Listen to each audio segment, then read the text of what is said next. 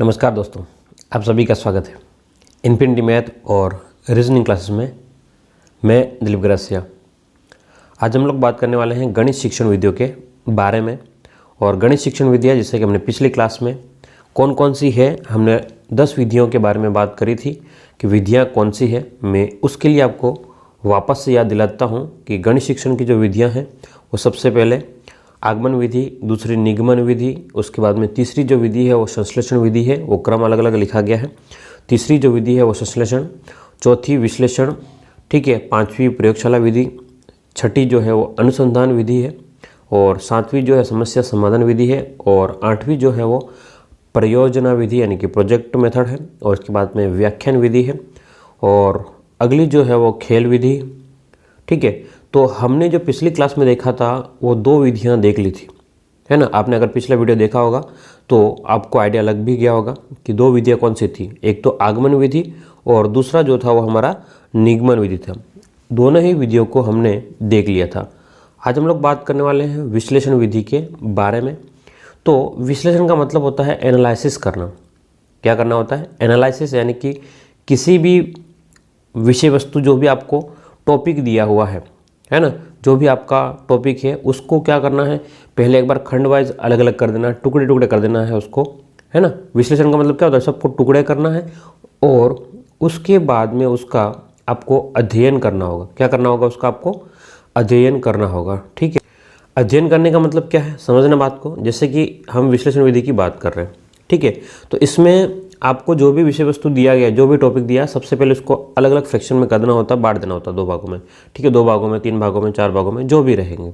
उसके बाद में उसका अध्ययन करना होता है डिटेल के साथ में, एनालिसिस करना होता है। इसी को हम लोग बोलते हैं विश्लेषण बोलते हैं। क्या बोलते हैं? विश्लेषण। और ये सबसे ज़्यादा कौन सी विषय को पढ़ने में ज़्यादा उपयोगी है? तो ये रेखागणित की जो प्रमेय जो होती है ना, रेखागणित की क्या होती है? प्रमेय जो होती है, प्रमेय को हम लोग सिद्ध करते हैं ना। मान लो बोधायन प्रमेय है, पाइथागोरस प्रमेय है, या हमने कहा कि भाई त्रिभुज की 2 भुजाओं का, 3 कोणों का योग 180 डिग्री होता है, या इस टाइप की जो भी प्रमेय होती है, उनमें अगर हम लोग सबसे ज़्यादा उपयोग कर सकते हैं या करते हैं वो है आपका विश्लेषण विधि। क्योंकि उसमें क्या क्या अलग अलग हम लोग बातों को, है ना, कि भाई हम जानते हैं कि किसी एक रेखा पर बनने वाले कोणों का योगफल, है ना, किसी भी एक रेखा पर बनने वाले कोणों एक साइड में, है ना, 180 डिग्री होते हैं। इस प्रकार से जो भी लिखते हैं, है ना, एग्जाम्पल बता रहा हूँ, इस प्रकार से जो भी लिखते हैं उसको क्या बोलते हैं हम लोग कि विश्लेषण करते हैं, एनालिसिस करते हैं। भाई ये दिया हुआ है तो ये होगा, ये दिया हुआ तो ये होगा। इसका मतलब फिर हम लोग फाइनल डिसाइड करते हैं कि इन सबको मिला करके हम लोग ये कह सकते हैं। तो एनालिसिस करते हैं। क्या करते हैं? एनालिसिस, यानी कि विश्लेषण करते हैं। बात समझ में आ गई? चलिए, अगली हम लोग अगर बात करें तो ये जो होता है वो तर्क प्रधान होता है। क्या होता है? तर्क, यानी कि आपको कुछ ना कुछ लॉजिक देना होता है आपको, है ना, कि भाई ऐसा है इसलिए ये ऐसा हो गया। तो वहाँ पर क्या करने पड़ेंगे आपको? तर्क देने पड़ेंगे। क्या करने पड़ेंगे आपको? तर्क देने पड़ेंगे। ठीक है, चलिए आगे की हम लोग बात करें तो इसका सूत्र क्या होता है? अज्ञात से ज्ञात की ओर जाते हैं। इसका सूत्र सोपान जो होता है ना, मतलब हम लोगों को पहले कोई चीज़ पता नहीं होती है, और इस पता नहीं होने का मतलब क्या हो गया कि वो अज्ञात है। वो क्या है आपके लिए? अज्ञात है। लेकिन जैसे ही हमने उसको कि भाई ये ऐसा दे रखा है इसलिए ये ऐसा होगा, एनालिसिस किया, ये ऐसा दिया है इसलिए ऐसा होगा, अगर इस टाइप से हमने किया है और उसके बाद में एक फाइनली हम लोग परिणाम पे, एक निष्कर्ष पे पहुंच जाते हैं, तो उसको क्या बोलते हैं कि भाई हम लोग अज्ञात से ज्ञात की ओर गए हैं। तो ये कौन सी विधि हो गई आपकी? विश्लेषण विधि हो गई। कौन सी विधि हो गई? विश्लेषण हो गई। ठीक है, आगे की बात करें तो ये क्या होता है कि प्रमाण से प्रत्यक्ष की ओर चलती है ना। ध्यान से देखना कि हम लोग क्या करें कि प्रमाण से प्रत्यक्ष की ओर चलना। प्रमाण से प्रत्यक्ष की ओर चलने का क्या मतलब हुआ कि भाई हमारे पास में उसने जो प्रमेय दे रखी है, जो सिद्धांत दे रखे हैं, उसका उपयोग करके हम लोग उसको सिद्ध कर लेते हैं। क्या करते हैं? उसको सिद्ध करते हैं, है ना। जो सिद्ध कीजिए कि जैसे कि त्रिभुज को कह दिया कि भाई समबाहु त्रिभुज में तीनों भुजाएं बराबर होती है, या तीनों कोण 60 डिग्री के होते हैं, जो भी आपको सिद्ध करने के हैं, तो हम लोग क्या बोलेंगे कि भाई प्रमाण से हम लोग कहाँ गए हैं? प्रत्यक्ष की ओर गए। प्रमाण से प्रत्यक्ष की ओर गए हैं। ठीक है ना, ये याद रखना। अब ये पॉइंट इंपॉर्टेंट बहुत ज़्यादा है। अगली बात करें कि निष्कर्ष से तथ्यों का अनुमान की ओर चलता है ना। हम लोग क्या करते हैं, भाई इसने दे रखा है इसलिए अनुमान लगाते हैं कि अच्छा ऐसा दे रखा है तो ऐसा हो सकता है, ऐसा दे रखा है तो ऐसा हो सकता है। तो इसलिए हम लोग कहते हैं इसको निष्कर्ष से तथ्यों का अनुमान की ओर चलती है। चलिए अगली बात करें विश्लेषण विधि के बारे में बात करें, किसके बारे में? विश्लेषण विधि के बारे में। ठीक है, विश्लेषण विधि अभी थोड़ी देर समझना। अभी हमने सबसे पहले जो बात करी थी विश्लेषण विधि के मतलब क्या क्या बातें होती है, अब जो है उसके पद के मतलब क्या क्या स्टेप है ना, विश्लेषण विधि के लिए क्या क्या स्टेप होते हैं। भाई विश्लेषण करना है तो कैसे करोगे आप? सबसे पहले तो सबसे पहले होता है कि समस्या की प्रस्तुति करना होता है। कि समस्या प्रस्तुति कैसे? जैसे कि हमारे पास में किसी भी बात को सिद्ध करने के लिए होता है तो हम सबसे पहले वहाँ पर गणित में लिखते हैं कि दिया गया है। दिया गया है का मतलब क्या है? कि जो प्रश्न में लिखा गया है, जो प्रश्न में लिखा गया उसी को हम लोग लिखते हैं, तो उसी को हम लोग क्या बोलते हैं कि समस्या की वो प्रस्तुति है आपके लिए। वो क्या है? समस्या की प्रस्तुति है। तो ध्यान से देखना इधर कि कौन सी वस्तु का विश्लेषण करना है, यह पूर्व में निर्धारण होता है। ये पहले से हमको क्या करना पड़ेगा? डिसाइड करना पड़ेगा कि भाई आपको विश्लेषण करना है तो किस वस्तु का विश्लेषण करना है।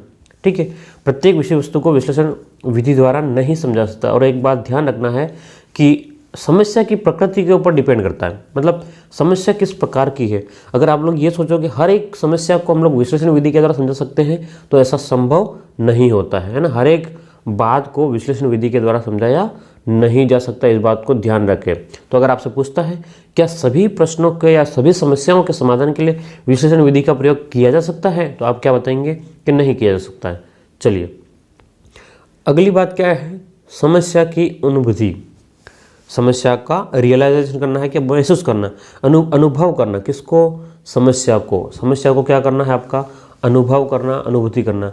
किसी भी प्रकरण या समस्या है ना, किसी भी प्रकरण या समस्या की विषय वस्तु हेतु क्या उसका विघटन होगा, मतलब उसको किस प्रकार से हम लोग उसको तोड़ सकते हैं, क्या उसका खंडन होगा और उसको अंशों में कितना बांट सकते हैं।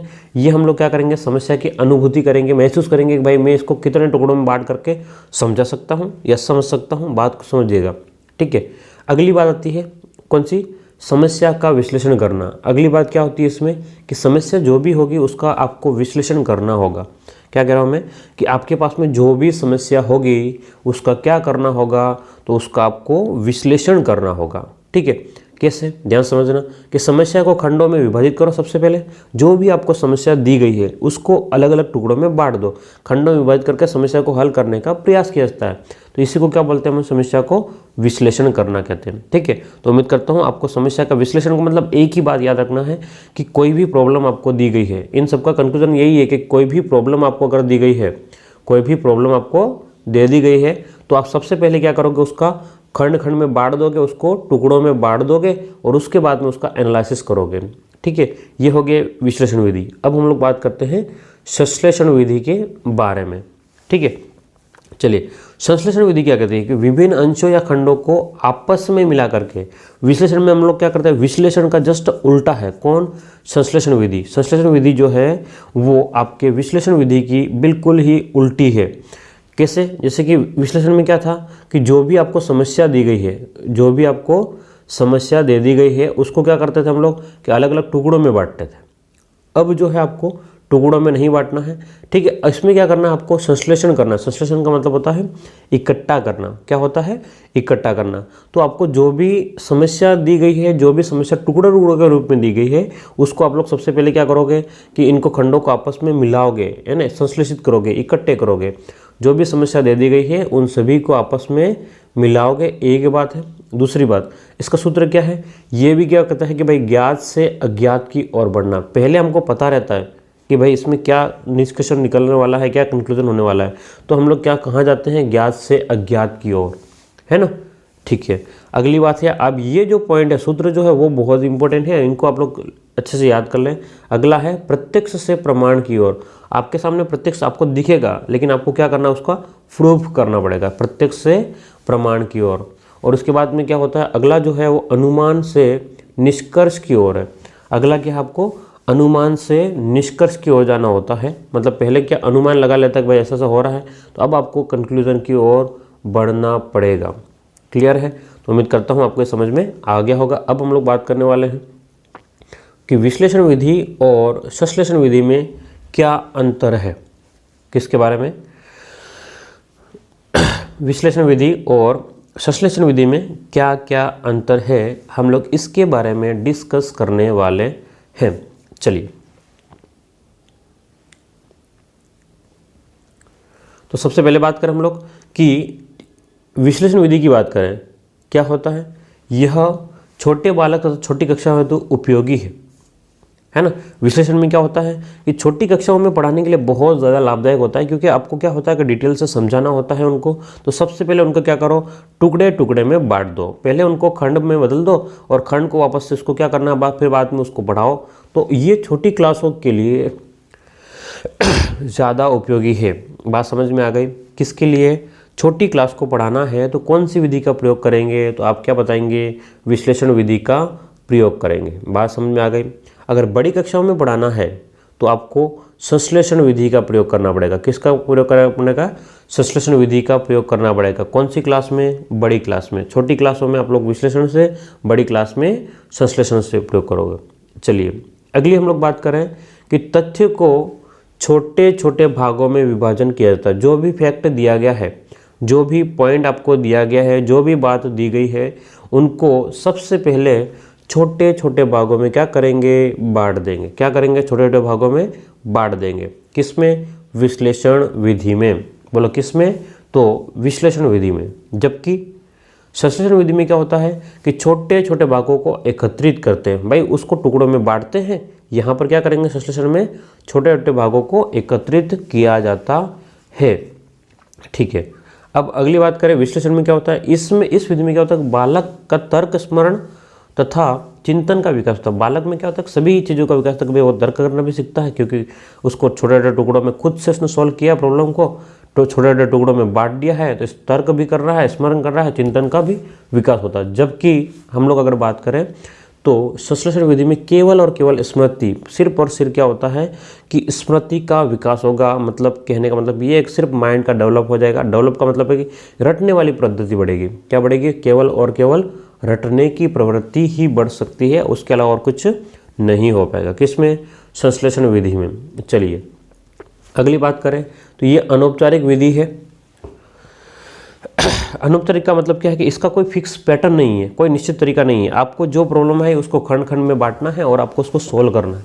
क्या है, आपके पास में जो भी प्रॉब्लम आई है उसको छोटे छोटे टुकड़ों में बांट देना है। उसके बाद में आपको क्या करना है कि उसको एक्सप्लेन करना है बच्चों के सामने। ठीक है, तो इसको क्या बोलेंगे हम लोग कि भाई ये अनौपचारिक विधि। क्या है, ये अनौपचारिक विधि।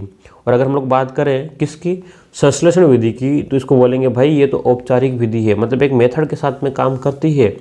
चलिए उसके बाद में विश्लेषण विधि की बात करें, ये एक वैज्ञानिक विधि है। कौन सी है, एक वैज्ञानिक विधि। कौन सी, विश्लेषण विधि। जबकि संश्लेषण की बात करें तो एक तार्किक विधि है, तर्क के ऊपर आधारित है। कौन सी है, तार्किक विधि है, यानी कि तर्क के ऊपर आधारित है। विश्लेषण में क्या होता है कि भाई किसी भी चीज़ को हमको डिटेल से समझना है तो टाइम क्या होगा, टाइम ज़्यादा लगेगा, समय अधिक लगेगा। किसमें, विश्लेषण विधि में। जबकि आपके पास में संश्लेषण विधि में समय कम लगता है, मतलब बहुत ही कम टाइम में, क्योंकि सीधा फॉर्मूला बन क्या जाता है, तो वो जब बहुत जल्दी समझाया जा सकता है, एक्सप्लेन कर सकते हैं। ठीक है, तो यहाँ तक समझ में आ गया होगा, उम्मीद करता हूँ। हम लोग आगे बढ़े। चलिए विश्लेषण विधि में विद्यार्थी जो होता है वो खोजकर्ता के रूप में होता है। मतलब विद्यार्थी क्या होता है कि रिसर्च करने की ओर बढ़ता है, कि भाई नई चीज़ खुद बनाने की कोशिश करता है ना, एक खोजकर्ता के रूप में हम लोग कह सकते हैं। जबकि संश्लेषण विधि में विद्यार्थी केवल तर्क के आधार पर काम करता है। किसके आधार पर, तर्क के आधार पर ही काम करता है। कौन सी विधि में, तो आप बोलोगे किस में, तो आप बोलोगे संश्लेषण विधि में। और विश्लेषण विधि में क्या है, ये बहुत बड़ी विधि है, तो संश्लेषण विधि में क्या बोलोगे, ये बहुत छोटी, क्योंकि सीधा फॉर्मूला बन के आता है, तो इसको क्या बोलेंगे हम लोग, बहुत छोटी विधि है। कौन सी विधि, तो संश्लेषण विधि। तो ये इन दोनों का अंतर था। क्या था, संश्लेषण विधि में और विश्लेषण विधि में दोनों का क्या था, तो अंतर था। क्लियर है। चलिए तो यहाँ पर एक नोट में आपको एक लिखा गया है कि क्यों, कैसे, क्या आदि शब्दों का जो प्रयोग है ना वो विश्लेषण विधि में करेंगे। क्योंकि क्यों, क्या, कैसे, इनका जवाब कौन दे सकता है, विश्लेषण विधि ही दे सकती है, लेकिन संश्लेषण विधि इनका जवाब नहीं दे पाएगी। इसलिए हम लोग विश्लेषण विधि को छोटे बच्चों के लिए ही ज़्यादा प्रयोगी मानते हैं, क्योंकि बड़े बच्चों में कोर्स करवा पाना फिर कठिन काम हो जाता है और काफ़ी और बातें भी रहती है। ठीक है, चलिए अब ने आगमन विधि और निगमन विधि पिछली क्लास में देख लिया था। ठीक है, हमने एक एग्जाम्पल देकर के आपको पूरा समझा दिया था। चलो अब हम लोग बात करें कुछ और विधियों की, जो मतलब एक बेसिक नॉर्मल सी बातें हम लोग कर लें, क्योंकि 4 विधियाँ हमने जो है वो डिटेल के साथ में देख ली है ना। इन 4 विधियों का ज़्यादा चांस है, संश्लेषण, आगमन, विगमन जो भी है आपके पास में, है ना, ये आपके पास में सामने में दिख जाएगी। ये आपको 4 विधि है वो ज़्यादा इंपॉर्टेंट है, ठीक है। ये 4 विधियों से ही ज़्यादा आपके पास में प्रश्न आते हैं। अब अगली कुछ विधियाँ हैं जिनको हम लोग फटाफट हम लोग ओरली देख लेंगे कि क्या क्या चीज़ें होगी, ठीक है। तो सबसे पहले बात करें हम लोग प्रयोगशाला विधि की बात करेंगे। किसकी बात करेंगे? प्रयोगशाला विधि की बात करेंगे। तो सीधी से नाम से क्लियर है कि प्रयोगशाला में क्या होता है कि विद्यार्थी जो होता है एक साइंटिस्ट की तरह काम करता है। किसकी तरह? एक वैज्ञानिक की तरह काम करेगा। कौन? विद्यार्थी एक वैज्ञानिक की तरह काम करेगा। भाई किसकी तरह काम करेगा? एक वैज्ञानिक की तरह काम करेगा। कौन? विद्यार्थी। तो अब इसका मतलब ये नहीं कि हमेशा वो मतलब लैब में जा कर के प्रयोग करेगा, ये ज़रूरी नहीं, लेकिन वो किसी भी समस्या को सोल्व करने के लिए स्टेप बाय स्टेप, भाई मैंने पहला स्टेप सोल्व किया, भाई मैंने देखा समस्या क्या है, फिर मैंने देखा कि भाई इसका प्लान क्या हो सकता है, फिर इसको सोल्व कैसे करेंगे। तो एक प्रयोगशाला विधि में, और यहाँ पर बालक जो होता है वो क्या होता है? खुद करके सीखता है। क्या होता है? इसको हम लोग करके सीखने की विधि भी बोल सकते हैं कि भाई खुद करके सीखेगा, खुद करके सीखता है। बात समझ में आ गई? खुद क्या करेगा? करके सीखेगा। किसमें? प्रयोगशाला विधि में। अगला जो है वो अनुसंधान विधि है। प्रयोगशाला विधि की तरह ही है। क्या होता है? अनुसंधान विधि। इसमें क्या होता है कि बिल्कुल एक प्रोसेस के थ्रू काम किया जाता है। बिल्कुल प्रयोगशाला में क्या होता है? उपकरण भी होते हैं। अनुसंधान में ज़रूरी नहीं कि उपकरण हो आपको। उपकरण का मतलब हमने लैब में देखा है कि आपको जो भी प्रयोग करना है तो वो उसके लिए सामान होता है ना। लेकिन अनुसंधान में ज़रूरी नहीं कि आपको सामान हो, वहाँ पर आपको थ्योरी काम करेगी, कंसेप्ट काम करेंगे कि भाई रिसर्च करना है आपको, ठीक है। उसके बाद में आता है आपका समस्या समाधान विधि, है ना। ये क्या होता है कि ये तो नाम से ही है कि आपके पास जो भी प्रॉब्लम है उसको किसी न किसी तरीके से आपको क्या करना होगा? सोल्व करना होगा। उसके बाद में परियोजना विधि, ये सभी लोग जानते हैं आप लोग। प्रोजेक्ट मेथड में इसमें क्या होता है कि इसमें टीचर जो होता है वो क्या होता है कि अलग अलग पीपीटीज वगैरह क्या होता है बना करके बच्चों को सिखाता है, ताकि इसको क्या होता है कि जो बड़े जैसे ज्योग्राफी वगैरह सब्जेक्ट होते हैं, मैथ में कुछ चीज़ें होती है ना, 3D वगैरह आते हैं वगैरह, तो वो समझने के लिए थोड़ा सा क्या रहता है? आसानी रहेगी। किसको? बालकों को, ठीक है। इसके बाद में आता है आपका व्याख्यान विधि। व्याख्यान विधि में क्या होता है कि आपको एक्सप्लेनेशन विधि है, मतलब आपको पूरा डिटेल के साथ में व्याख्या की जाती है। और अगला जो होता है वो खेल खेल में सीखने की विधि होता है, ठीक है। तो ये आपके पास में विधियाँ थी और उम्मीद करता हूँ आपको समझ में आ गया होगा। चलिए आगे की हम लोग बात करें।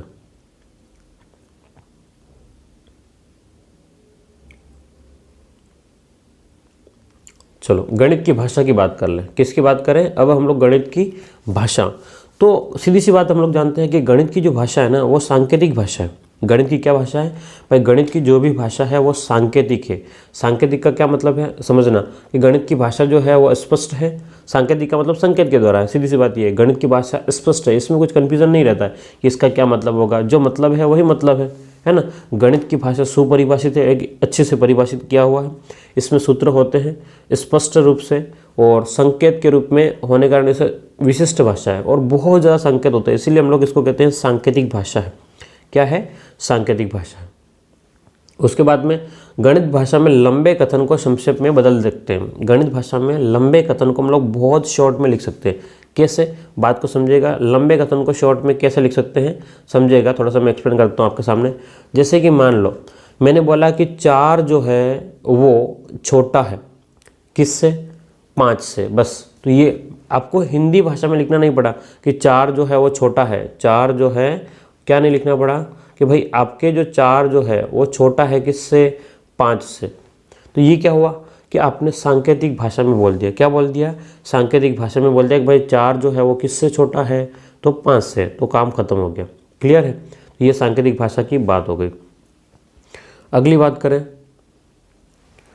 गणित जो है एक वैश्विक भाषा है। गणित क्या है? एक पूरी दुनिया में एक बोली जाने वाली एक भाषा है। अब आपको कि बोली जाने वाली क्या मतलब? प्रयोग किया जाने वाले, है ना। नहीं तो फिर टेंशन में आ जाओगे कि सर कहाँ बोलते हैं, गणित बोलते कहाँ पर है, ठीक है। तो गणित क्या है कि पूरी दुनिया में जो प्रयोग की जाने वाली या सबसे ज़्यादा उपयोगी भाषा जो है वो क्या है? आपकी गणित ही है, ठीक है। इसके बाद में गणित में त्रुटि रहित इसको माना गया है। गणित में गलतियाँ होने का चांस बहुत कम है और गलतियाँ नहीं होती है। तो हम लोग क्या बोलते हैं? गणित जो है वो क्या है? आपकी त्रुटि रहित है। इसमें गलतियाँ न के बराबर है या बहुत ही कम है गलतियाँ। किसमें? गणित भाषा में।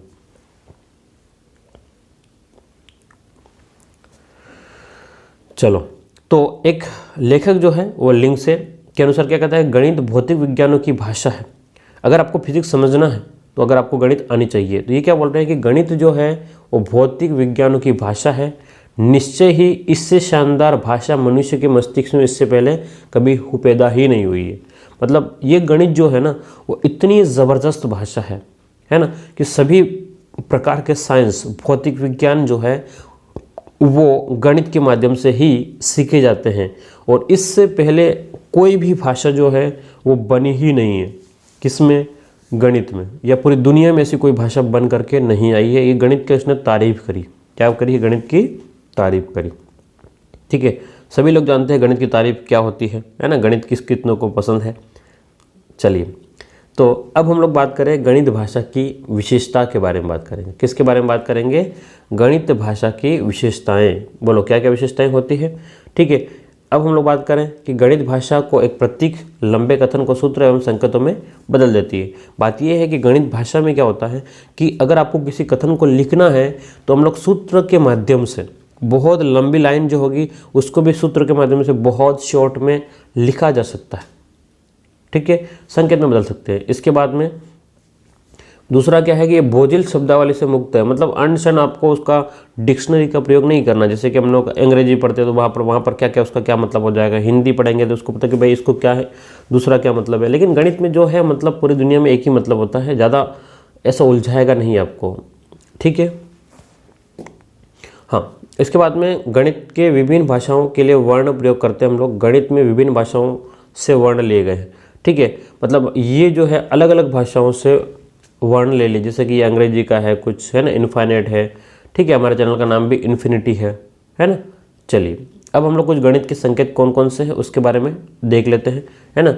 संकेतों को समझ लेते हैं। चलिए समझिएगा, इसमें संकेत के बारे में हम लोग बात करने वाले हैं अभी। तो सबसे पहले हम लोग गणितीय संकेत की अगर बात करें तो ये जो निशान होता है 3 बिंदी, एक बिंदी ऊपर और ये इस टाइप से होता है, इसलिए हम लोग इसको बोलते हैं इसलिए, है ना। ये एकीक नियम में सबसे ज़्यादा प्रयोग किया जाता है। कहाँ पर प्रयोग किया जाएगा? तो ये आपके एकीक नियम में सबसे ज़्यादा प्रयोग किया जाता है, वो निशान है चूंकि और इसलिए। ठीक है, चूंकि और इसलिए, ये दोनों जो है प्रारंभ में पहला और दूसरा, ये एकीक नियम में सबसे ज़्यादा प्रयोग किया जाता है। चलिए, उसके बाद में आता है समरूप का नियम। समरूप का क्या होता है कि जब जैसे दो त्रिभुज जो है वो एक जैसे दिखते हैं, जब दो त्रिभुज बराबर नहीं होते लेकिन एक जैसे दिखेंगे तो उसको क्या बोलेंगे हम लोग? समरूप बोलेंगे। दो आकृतियाँ कुछ भी हो सकती है, जैसे कि आपका फोटो और आप रियल, अगर दोनों एक जैसे हैं लेकिन दोनों बराबर तो नहीं है तो उसको क्या बोलेंगे हम लोग? समरूप बोलेंगे। क्या बोलेंगे? समरूप बोलेंगे। क्लियर है बात? चलिए आगे की बात करें, सर्वांग समता। किसकी बात करें हम लोग? सर्वांग समता। तो सर्वांग समता में क्या होता है कि भाई इसमें जैसे त्रिभुज के बारे में हम लोग बात करें, दो त्रिभुजों के बारे में बात करें तो पहला त्रिभुज जितना होगा दूसरा भी उतना ही होगा।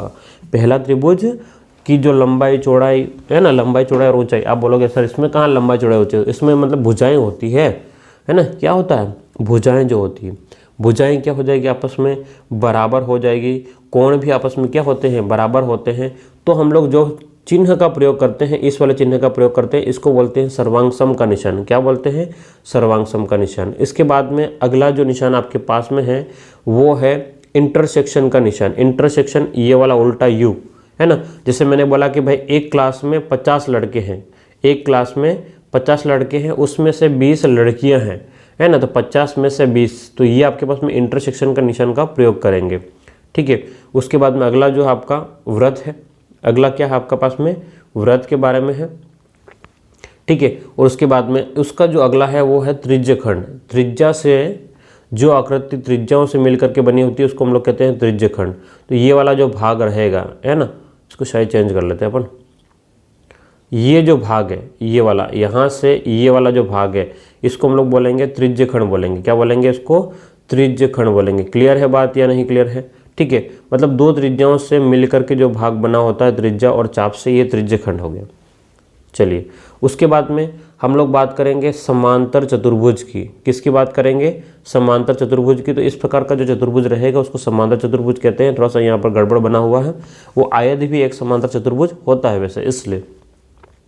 अगली बात करें समलंब चतुर्भुज। किसकी बात करें? समलंब चतुर्भुज। समलंब चतुर्भुज में क्या होता है कि कोई भी दो भुजाएं जो होती है वो समांतर होगी। कोई भी दो भुजाएं, जैसे कि इसमें क्या है आपके पास में, ये भुजा और ये भुजा आपस में क्या हो गई? समांतर होगी। तो कोई भी दो भुजाएं जो है आपस में समांतर हो जाए तो उसको बोलते हैं समलंब चतुर्भुज।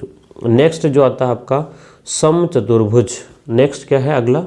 समचतुर्भुज। समचतुर्भुज में क्या होता है कि चारों भुजाएं आपस में बराबर होती है लेकिन कोण जो है वो बराबर नहीं होंगे। किस में? समचतुर्भुज में। ठीक है। उसके बाद की बात करें तो उसके बाद की बात करें थीटा। थीटा आपने देखा होगा कोणों के लिए प्रयोग करते हैं हम लोग, साइन थीटा, कोस थीटा, है ना। तो त्रिकोणमिति में ज़्यादा प्रयोग करते हैं। उसके बाद में आता है आपका फाई। फाई का मतलब होता है, हम लोग समुच्चय वाला एक चैप्टर जो होता है उसमें पढ़ते हैं, रिक्त समुच्चय, खाली समुच्चय। फाई को हम लोग लिखते हैं इस टाइप से, रिक्त समुच्चय। ठीक है, चलो। उसके बाद में n का मतलब प्राकृत संख्या है, वो संख्या है जो एक से शुरू होकर के अनंत तक लगातार चलती रहती है, प्राकृत संख्या होती है। उसके बाद में आता है इंटीजर्स या पूर्णांक संख्याएं, वो संख्याएं जो 0 से शुरू होकर के लगातार चलती रहती है उसको कहते हैं हम लोग पूर्णांक संख्या कहते हैं। उसके बाद में q यानी कि परिमेय संख्या, वो संख्या जो p/q में लिख सकते हैं लेकिन q कभी भी 0 नहीं होना चाहिए, वो परिमेय संख्या है। r का मतलब आपका जो है वो वास्तविक संख्या से है। r का क्या मतलब है? तो आप लोग कहेंगे वास्तविक संख्याओं से है। वास्तविक संख्याएं जो काल्पनिक संख्या को छोड़ करके जो होता है वो सभी क्या होते हैं? वास्तविक संख्याएं होती हैं। अभी हम लोग क्या देख रहे हैं? गणितीय संकेत देख रहे हैं। ठीक है।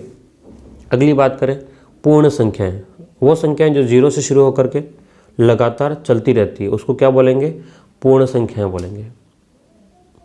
क्या बोलेंगे? वो संख्याएं जो 0 से शुरू होकर के लगातार चलती रहती है उसको क्या बोलेंगे? पूर्ण संख्या बोलेंगे। और उसके बाद में होता है आर। आर यानी कि आपका त्रिज्या, है ना। संकेत देख लेना, कभी पूछ ले डायरेक्ट। आर का मतलब क्या होता है? त्रिज्या। इसके बाद में ओ का मतलब विषम संख्याओं का समुच्चय। चलो इसको नहीं पूछ सकता, ज़्यादा कोई वो नहीं है। उसके बाद में ये वाली 2 लाइनें जो होती है उसको बोलते हैं लगभग समान। क्या बोलते हैं? लगभग समान। उसके बाद में अगला जो आता है वो क्रम गुणित यानी फैक्टोरियल। ये जो निशान है वो फैक्टोरियल है। जैसे फैक्टोरियल 3 का मतलब 3 2 1, 4 का मतलब 4 3 2 1। ठीक है, 1 तक आपको लिखना होता है। ठीक है। उसके बाद में अगला आता है मापांक। अगला क्या आता है आपका? मॉड्यूल या मापांक। मापांक के अंदर कोई भी माइनस में भी होगा तो वो भी क्या बन जाएगा आपका? प्लस में बन जाएगा। वो भी क्या बन जाएगा आपका? प्लस में। माइनस वाली बातें भी प्लस में बन जाती है। किसके अंदर? मापांक के अंदर। और उसके बाद में हम लोग बात करेंगे, एक निशान आएगा आपका समाकलन जो एस के जैसा दिखेगा। किसके जैसा? एस के जैसा दिखेगा, इसको बोलते हैं हम लोग समाकलन का निशान बोलते हैं। उसके बाद में आपके पास में जो है वो सी यानी कि परिधि, सर्कल। ठीक है। ठीक है, सर्कल में हम लोग उसको परिधि को सी से लिखेंगे। ए का मतलब क्षेत्रफल होगा। ठीक है। उसके बाद में ये समानुपाती का निशान है। ठीक है, चलिए। हाँ, तो उम्मीद करता हूँ आपको समझ में आ गया होगा। अब हम लोग अगली क्लास में मूल्यांकन किस किस प्रकार से किया जाता है, अगली क्लास में क्या देखने वाले हैं? मूल्यांकन कैसे किया जाएगा, हम लोग ये देखने वाले हैं। ठीक है, उम्मीद करता हूँ आपको यहाँ तक समझ में आया होगा। थोड़ा सा गले में थोड़ी सी प्रॉब्लम थी पिछले दिनों में, अभी थोड़ी सी कम हुई है। तो जैसे ही कम होगी मैं बोर्ड पे भी वीडियो बनाना चालू कर दूंगा। तो बस आप लोग वेट करें और वीडियोस को शेयर ज़रूर करें, है ना। और अगर आप लोग नए हो तो चैनल को सब्सक्राइब ज़रूर करें अगर आपको कुछ फ़ायदा हो रहा है तो। फिर मिलते हैं हम लोग अगली क्लास में, है ना। Thank you.